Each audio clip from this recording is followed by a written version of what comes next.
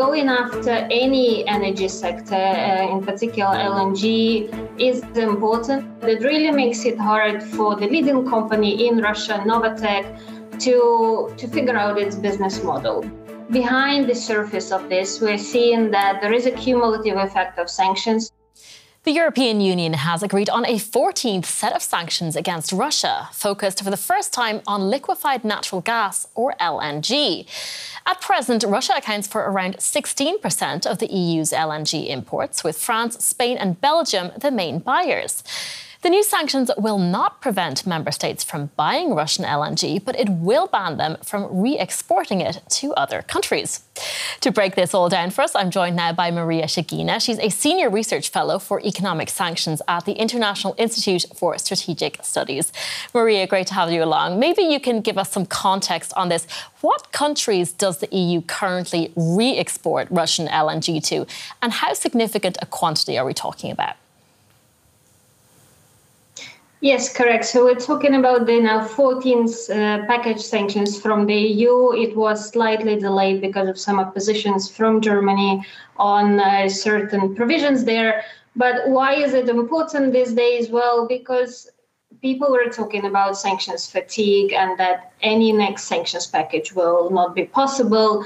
Yet venturing into the LNG sector is actually quite a big deal because EU has been dependent on imports of LNG from the US, Norway and Russia. As you said, it doesn't really ban supply of LNG to Europe directly, but it really makes it hard for the leading company in Russia, Novatek, to figure out its business model because it really needs to revamp its supply chains. It really relies on EU ports to send its LNG to third countries in the global south, including China and India. So that provision, transshipment ban on LNG, will make it harder to do so in the next months. You talked about the infrastructure aspect, but in terms of quantity, the re-export of LNG to the likes of China and India is not very great in volume, is it? Will this actually hurt the Russian economy in any meaningful way? If you expect some final blow on the Russian economy, the sanctions package is not going to do the trick, right? So we have secondary sanctions from the US, which have much more impact. So this sanctions package, as the previous one, are about tightening of the existing restrictions. Going after any energy sector, in particular LNG, is important, but it's not going to collapse the Russian economy. It's not going to make it completely impossible to do so.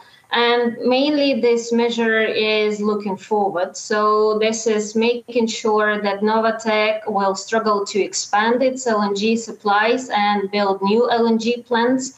So the impact will probably kick in a couple of years, not really the months to look at. OK, and these sanctions aren't just about LNG, though, are they? So writing on X, European Commission President Ursula von der Leyen said that they will also, quote, further deny Russia access to key technologies. How will they do that exactly? Absolutely. Battlefield items have been really the key focus from the European Union, making sure that dual good use like chips, semiconductors, navigation equipment doesn't end up on the battlefield in Ukraine has been high on the agenda. There is a lot of homework that needs to be done, in particular on the enforcement side. And the 14 sanctions package addresses some of the issues as it expands the dual use good list that still hasn't been included. But there is one provision that has been halted by Germany, and that is expansion of the so-called no Russia clause. That means that EU operators, EU companies would have to step up their due diligence on part of export controls and to make sure that none of these critical items end up in Russia. Now, a lot of these items are being rerouted via third countries, which makes it really hard for EU companies to track the end use of this technology. So from Germany's perspective, it's important to keep it narrow because they don't want the companies, which are usually small and middle-sized companies, to be on the wrong side here and to be subject to EU fines. Now, you can say that this is hard for Germany because it would affect the pillar of its economy. But ultimately, if we talk about the improving the enforcement of sanctions, that is really a weak spot in the current sanctions regime. A lot of Western technology is being rerouted via China and then being rerouted to Russia as the end point. So Germany is on board now. What kind of fudge has been made for that to happen? So the final expansion of this no Russia clause has been delayed. It's still been kept narrow to only military goods. That means the broader definition of dual-use goods, which can include electronics or machinery, something that a lot of German exporters are dealing with, has been postponed to the next round of sanctions. Now, we know that there are many goods still entering Russia from the EU through circuitous routes, as you mentioned, that are very difficult to trace. What power do EU authorities now actually have to stop this from happening? I think the power on this would come from the US with the threat of secondary sanctions that was expanded a couple of weeks ago. And here it's important to look at financial institutions. They have become the key pillar of making sure that export controls are being enforced in a more robust way. So the US has expanded the definition of Russia's military industrial sector, and it will threaten with secondary sanctions any foreign financial institutions that is facilitating transactions with Russia's industrial sector. Now, that means Sberbank or VTB, any civilian entity would be subject to that. So making sure that no one is dealing with Russia's industrial sector and procuring this technology, that this threat is actually more powerful coming from the US than from the EU. Now, we're used to countries like Hungary objecting to tough sanctions against Russia, but the fact that it was Germany this time came as a bit of a surprise. How did the other member states react to Germany's stance in these negotiations? Well, indeed, Germany has been known for its reluctant or rather wary approach to any expansion of sanctions, not just this time. We know that the energy sector initially was something that Germany opposed because of the fears of how much it would impact its economy. With Hungary, they object economic sanctions against Russia on principle. With Germany, at least the explanation from the Chancellery that they were really worried that this would negatively impact their economy. Making sure that there are no higher costs on Germany than on Russia was really on their mind. So tweaking the sanctions package, at least in the next round of sanctions, will be the way to go about it and to expand them further. But I think this is a sore point for many Baltic states and Poland, where Germany is opposing and thinking about its economy first rather than making sure the sanctions are more impactful on Russia. Yeah, and these sanctions also add a few dozen entities and individuals to an EU blacklist that already numbers well over 2,000. How much difference do these additions make? It's all incremental, right? It's not going to be this final blow on the Russian economy. So it's, again, making sure that any loopholes within the existing framework of sanctions do not exist, making sure that enforcement is more watertight than we have seen so far. This incremental approach has its value, but it also shows that Russia has been rather successful in adapting it because Western governments give Russia time with this incremental approach to find new supply chains, to find new buyers. So after 2 years of economic warfare, the results of sanctions have been mixed. Yes, they have disrupted quite a bit on the Russian economy initially, but Russia has been rather successful in adapting it. Looking at the macroeconomic picture might not be the right focus, and that might not be the right attention to pay to. And this is something that Kremlin wants you to look at, that its macroeconomic picture is rather stable and resilient.